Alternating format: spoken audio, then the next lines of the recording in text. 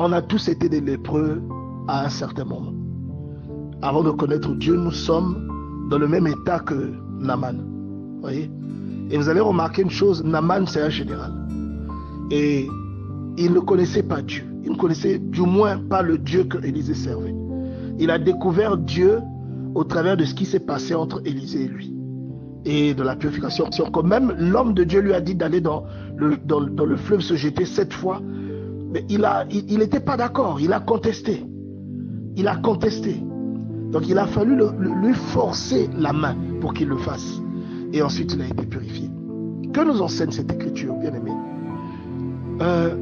Une personne qui ne connaît pas Dieu est dans le même état qu'un lépreux, parce que cette personne est exclue. Dans la Bible, lorsque nous parcourons, lorsque nous lisons les histoires concernant les lépreux, il y a même des lois qui étaient statuées qui disaient qu'une personne chez qui on découvrait de la lèpre devait être exclue. Cette personne devait vivre loin, à l'extérieur du camp. Et il y a beaucoup de bien-aimés parmi nous, bien-aimés dans le Seigneur, qui ont quelque chose, qui ont une responsabilité comme Naaman, qui sont des soldats de Christ, qui sont des guerriers, mais qui vivent toujours exclus du camp.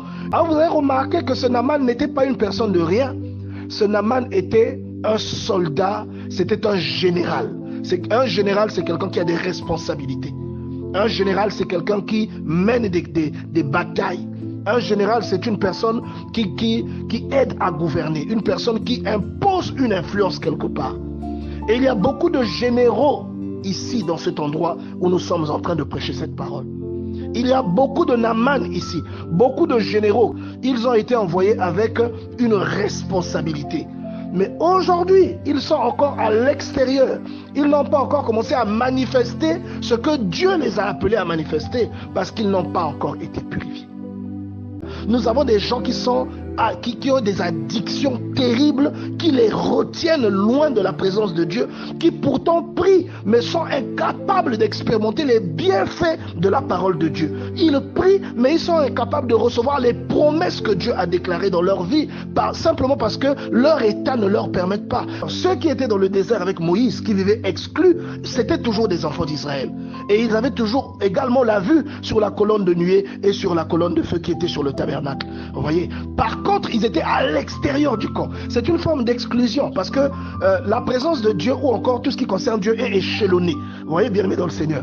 Et aujourd'hui, Dieu est en train de te dire, tu es comme Naaman le Syrien, tu connais ou tu entends parler de Dieu, mais il y a des choses que tu ne peux pas encore expérimenter à cause de ton exclusion, parce que tu es lépreux. Et la lèpre, c'est un état, ce n'est pas seulement une maladie, c'est un état sur lequel des gens ont été enseignés, en dehors du fait que ce soit une maladie. Vous comprenez ce que je veux dire? Et la lèpre symbolise une personne à exclure parce que la personne est impure.